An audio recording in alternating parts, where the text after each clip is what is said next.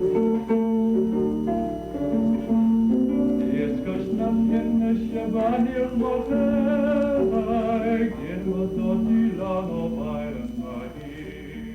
is your Irish Diary, presenting the romance and reality of Irish life then and now. McKiernan, or Irish Diary, is presented by the Patrick Butler Family Foundation of St. Paul. Professor John McKiernan of the College of St. Thomas in St. Paul is writer and narrator. This 6th century Celtic sword is in many ways a symbol of Irish nationality. It is a symbol of the Irish language, that measure by which the Gaelic nation, the Celtic nation, the Irish nation has maintained its individuality in the world, an individuality with a long, long heritage, as indeed many of you know. But before I tell you that story, with its implications for the 20th century, perhaps I might take a few moments to greet you, Shidavaha, agus Slán live, to greet you and to say goodbye. We've come to the end of what has been a very interesting association for me. I have heard from so many of you. I've written as well and as late as I could to the hundreds, and perhaps if I were to count it, maybe the thousands of you who have written from various parts of the country where this series has received some friendly welcome. I'm grateful to you, and I hope that in some ways we have perhaps demonstrated to you a living quality of the Irish nation, a nation whose antique roots I'll discuss in just a moment when we revert to the subject of this program, the Irish language. Should any of you want any of the reading lists which we have been distributing, please feel free to write. Until and unless another series is forthcoming, this is likely to be the end of our acquaintance for an indeterminate period. I do have something here which I can send you if you wish. It is the story, but not the script, of the program which we are about to embark upon now. I showed you the picture of that sword, a sword which has been associated with the Irish nation simply by virtue of its antiquity. The sword that you saw is over 3,000 years old, and also its locality. It may come as a surprise that we have to be reminded that the Irish are a European people, not a people on the verge of Europe, but a centrally European people. I'd like to remind you of the work of Professor Powell of the University of Liverpool. And should you want a good book recommendation, here's one. Look up Professor Powell's book called The Celts. And you will find the story of this antique European people, very well known to the Greeks and to the Romans, who are today independent in only one section of the world, and that is Ireland.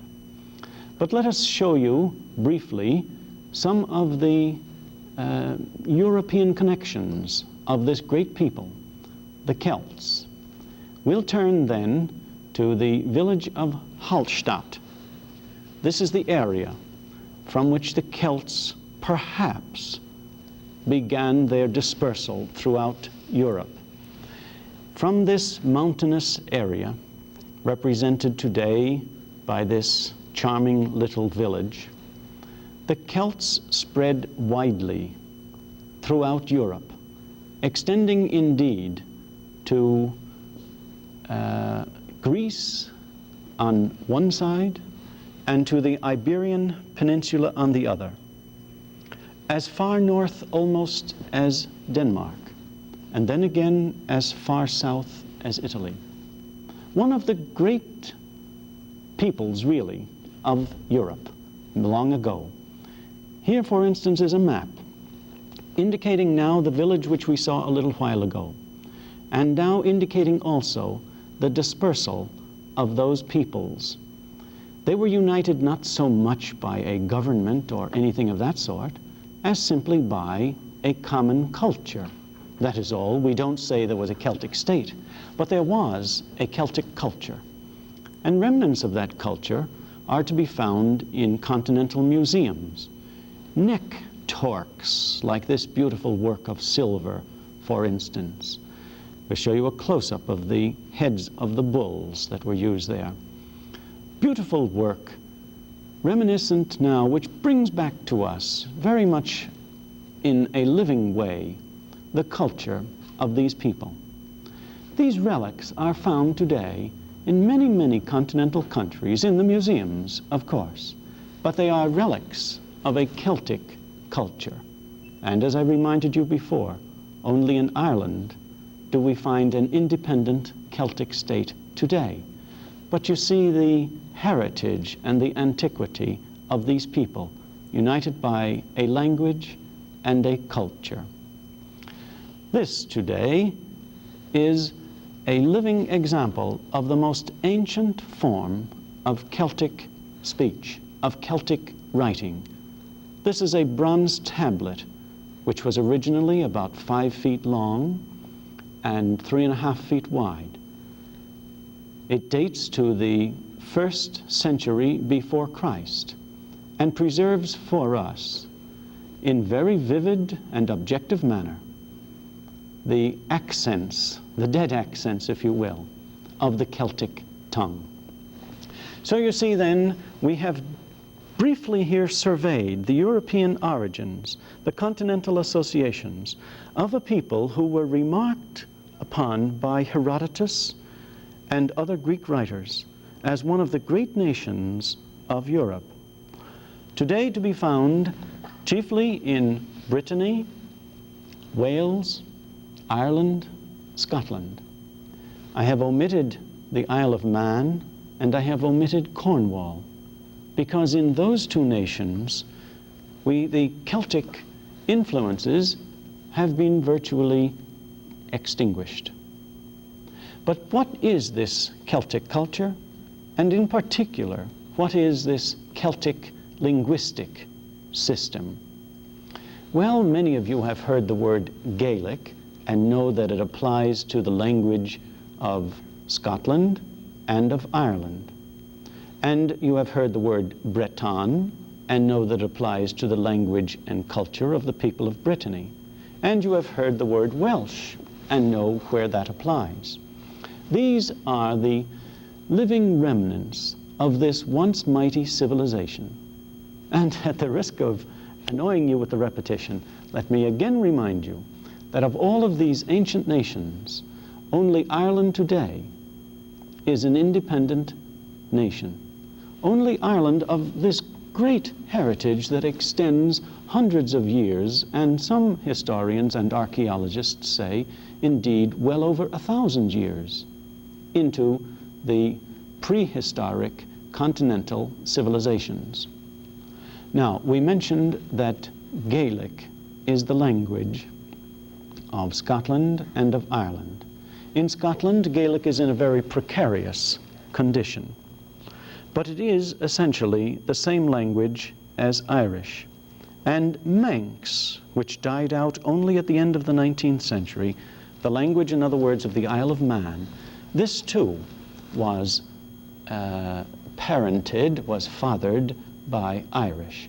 So that modern Irish, or perhaps I should carry it back a bit and simply say the older Irish, went to Scotland, went to Man, the Isle of Man, and lived on there almost, in the case of the Isle of Man, into our times, and in the case of Scotland, into our times. Then let us return to the Irish in Ireland. The last remnants of a great Celtic people. The Welsh are too, but you see the Welsh have not their own independence, though they have their language and their traditions. But in this program, I am speaking of a state, and of these, only Ireland is a state. You have seen, therefore, the continental associations and some of the cultural artifacts of a great Celtic people. Let us now turn to the heroic past of Ireland. Ireland, too, had her great heroic background, the warriors and the spearsmen of another age. These are the ones who form the great associations with Ireland's heroic literature, a literature which is the oldest vernacular literature on the continent of Europe.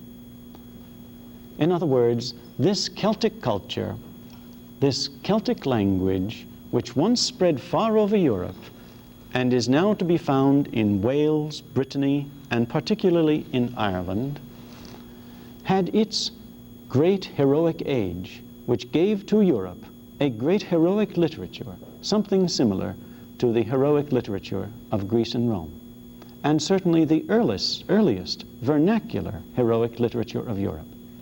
It had too a golden age, when that heroic spirit was translated into great artifacts of a Christian civilization in the, well, we could start with the 5th and carry it up to the 12th centuries, when precious manuscripts like this one were the finest examples to be found anywhere in Europe. Magnificent specimens, again, of a golden age, of another kind of heroism, if you will.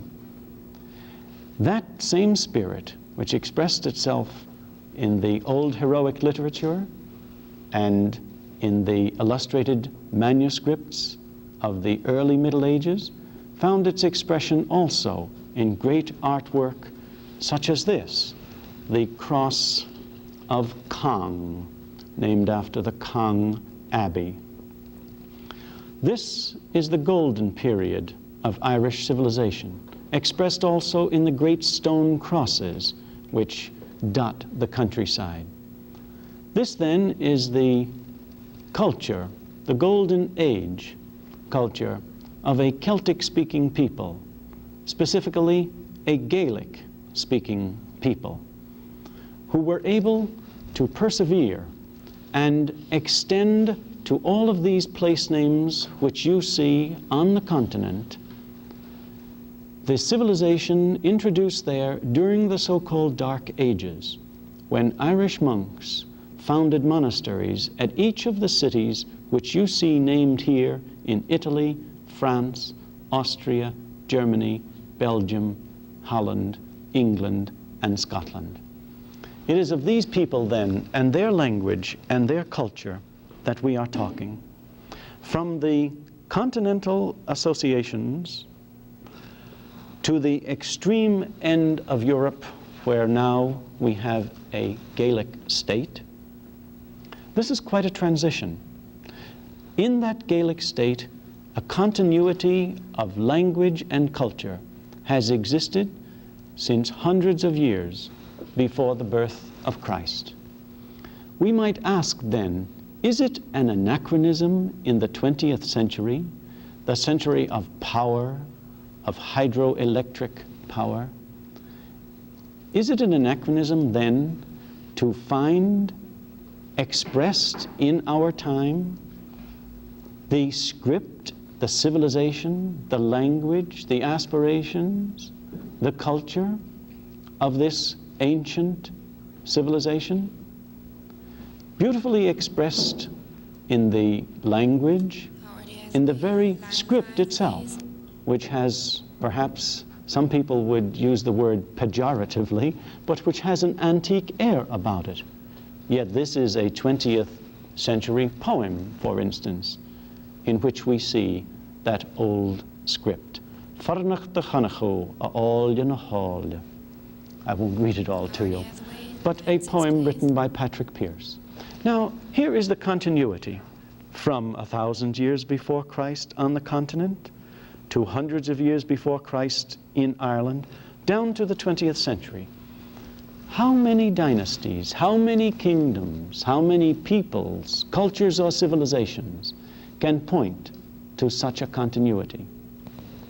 This then may help you understand why the people of Ireland, at least if their government is to be taken as an index of their wishes, why the people of Ireland want their own language back. Now, before you pass too quickly a judgment on their effort, which I think deserves to be taken as seriously as the effort of any other people, before you pass judgment on it too seriously, reflect for a moment. Are there not in many parts of the world today movements of great significance and power which are really basically linguistic movements? In India, have there not been violent demonstrations with regard to the imposition of Hindi upon people whose native language it is not? In Africa, have there not been great demands to produce grammars and other books in the African languages, which we sometimes foolishly try to dismiss as dialects? Well, all language is a dialect. I'm speaking a dialect. You speak a dialect. There are many dialects in English. So perhaps we should be cautious about our language, about our terminology is what I meant. Now, if these African nations want a language of their own, if India has problems, if Israel wants a language of its own, a language whereby it may transmit its individuality and identity, what is the great motivating force behind all of these? And what is it that makes it so particular to Ireland? I think if you will recollect one fact about Ireland, Ireland was the first of the colonial nations, the first of the colonial nations to win its freedom in the 20th century. You know, this has great significance to the Africans and to other peoples because they feel they have a sympathetic connection with Ireland. They feel that the Irish can understand them and their aspirations because the Irish had to fight for their independence. And they have achieved it so recently that the Africans have this feeling of trust and sympathy. Therefore, the linguistic struggle in Ireland is of great importance, perhaps not so much to Americans as it is to people in other parts of the world. But as Americans, we ought to have enough sophistication and we ought to be free enough from provincialism, perhaps, to understand these things. What then is a language to a people? I don't have time here to ask you to reflect upon the degree of sympathy that we share with England as Americans, solely because we speak the same language. Supposing, for instance, our language had been French. Just think, for instance, of the situation in Canada today, which is a situation based upon a language. Supposing our language had been German. Isn't it quite obvious that when you speak the same language, and how many of you, having been abroad, for instance, have struck up an acquaintance with someone with great relief only because he spoke your language? So you see, language is, after all, one of the most subtly pervasive and powerful influences that operates between people. But what is it for an individual as well as for a nation? It's a Geiger counter whereby we register the environment. No movement of the environment, no matter how slight, no matter how impalpable, can escape our consciousness, provided we can fix it in words. It's no wonder that a great Russian of our time, Vygotsky, you may have read some of his work in psycholinguistics, but Vygotsky tells us that consciousness, that is the state of awareness, the state of consciousness, the expression of the intellect, consciousness is reflected in language as the sun is reflected in a drop of dew. It just simply pervades the whole thing. It's there, and it's there in such a way as, while it's fully present, it in no way interferes with anything else. This, then, is what language means to a people. It is, at the one and same time, the instrument by which the whole environment registers upon them, and in turn, it is their expressive instrument whereby they manipulate the environment. Well, then why can't we have all one language? Because we don't have all one environment. Our environment isn't merely physical. Surely this is reflected in our language. The Eskimos have many words for snow, whereas we have one. Unless we're skiers, and then we might pay a bit more attention to snow. But the Eskimos need many words because snow is such a critical part of their environment that they must know what kind of snow. Just as, for instance, among the Bedouin peoples of the desert, they must have many words for sand because, again, there are many different kinds of sand as far as their lives are concerned. Some sands, as with the Eskimos, some snows, spell outright disaster, spell great periods of isolation. But you see, that's a reflection of differences in the physical environment. But certainly there are differences in the spiritual environment, in the imaginative environment. Hasn't it often been said there are some words that one can't translate into another language? Gemütlichkeit, it is said, so fully expresses a certain aspect of an area of German culture that it's almost impossible to translate into our language. There are words from French that don't come over too easily into English, and words from Italian, and words from other languages. Why is that? Because they reflect a certain imaginative concept of the environment, grasp of the environment, which is not native to the language that you're trying to translate them into, in this case, English. It's very difficult for me in a very few minutes to go very deeply into this matter. I can only leave it with you that many 20th century scholars are now expressing in a scientific manner and quite objectively what poets and other people have intuited hundreds of years ago. That is, that man is his language. And you have only one native language, no matter how proficient you may become in others.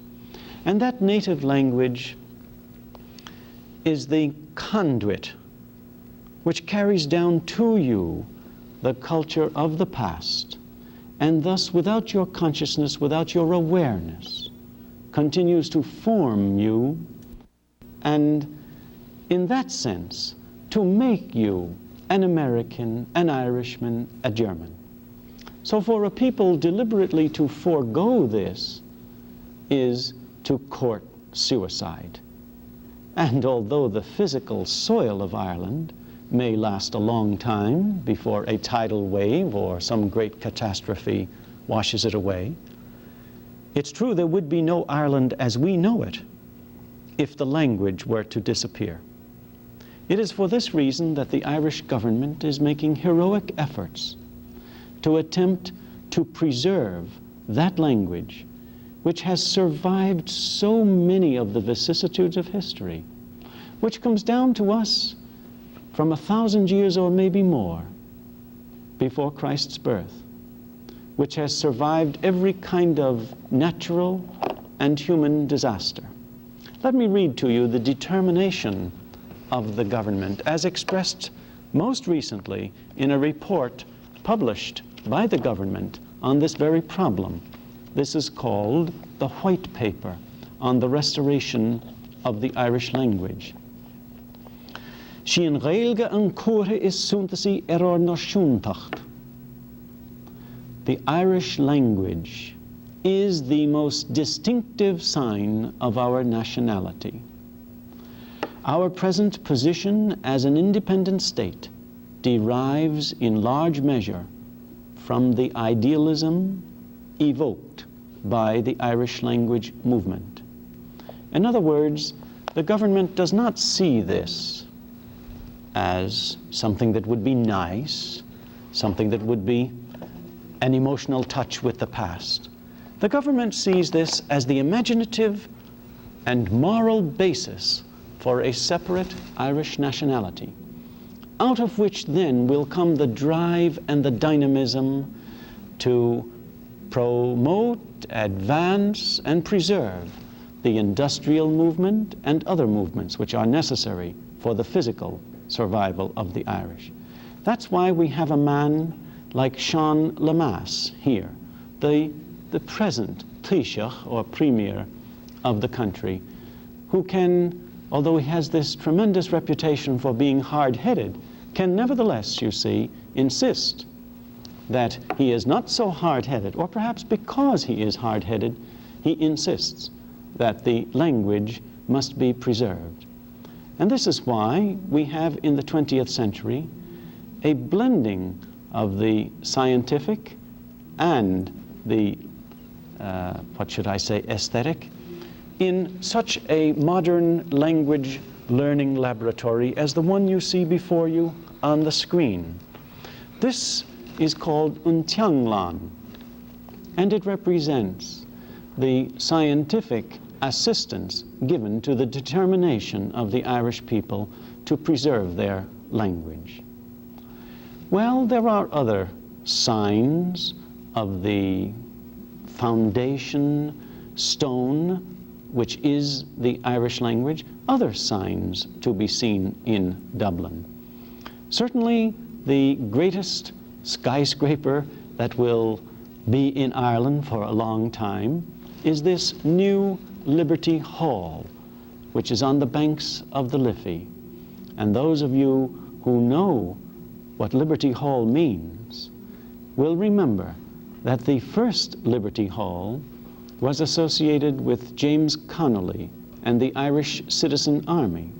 In other words, it was associated with the move for independence.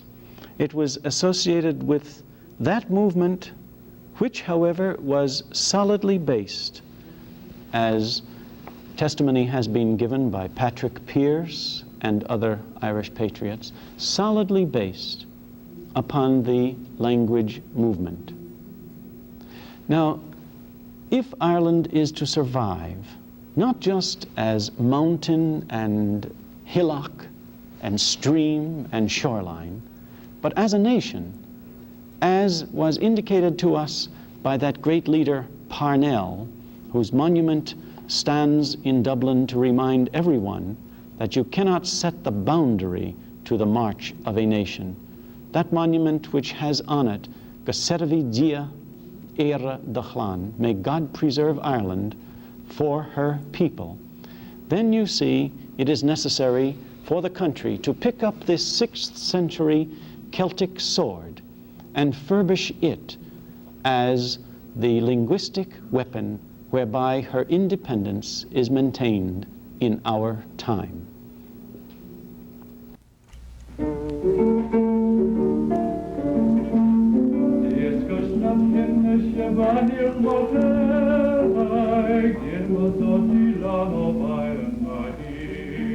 If you would like a list of selected readings to add to your enjoyment, please send a self-addressed stamped envelope to Professor John McKiernan, College of St. Thomas, St. Paul, Minnesota.